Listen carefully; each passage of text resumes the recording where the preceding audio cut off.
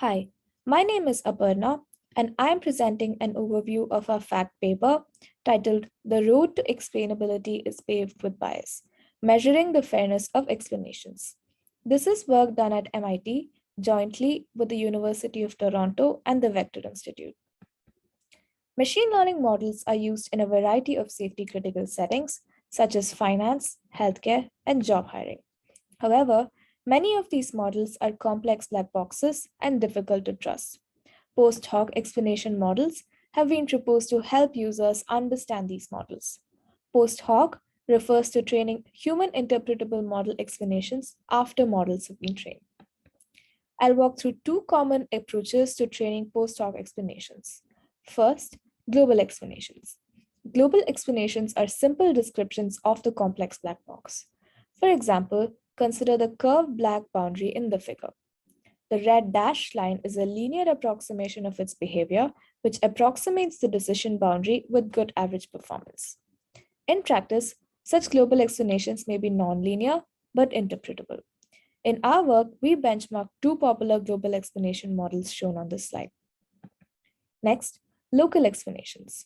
The intuition behind local explanations is that you might have a very nonlinear black box model boundary, but around a specific instance you're interested in, the star in the figure here, for example, a line can be a good local fit. We study Lime and Sharp, two popular local explanation models in our work. Past work has proposed important desiderata for such post-hoc explanations. First, high fidelity. This means the approximation quality of an explanation model should be good. Generally, the approximation quality or congruity between predictions of the black box and explanation model is computed for each instance in a test dataset.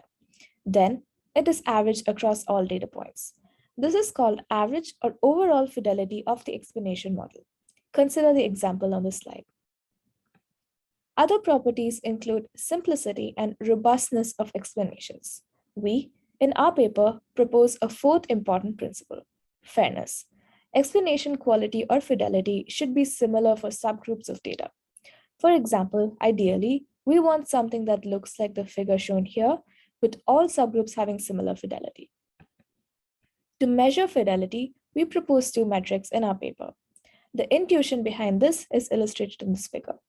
If we revisit a figure I've shown before, we see that the explanation model is a better approximation for the triangle group in comparison to the other group denoted by squares. So, to measure gaps in fidelity, we propose two metrics. First, we measure the difference between the fidelity averaged over all data points and the worst case subgroup fidelity.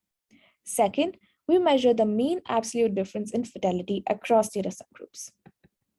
Our paper is then organized in the following manner.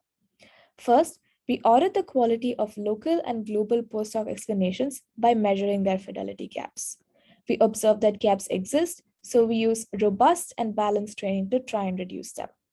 We then try to understand the reason behind the gaps and simulate the potential impact via a simulated study. Then, we summarize takeaways. Thanks for listening. For more information, you can find our paper online by scanning the QR code on this slide or by coming to our poster session. Thank you.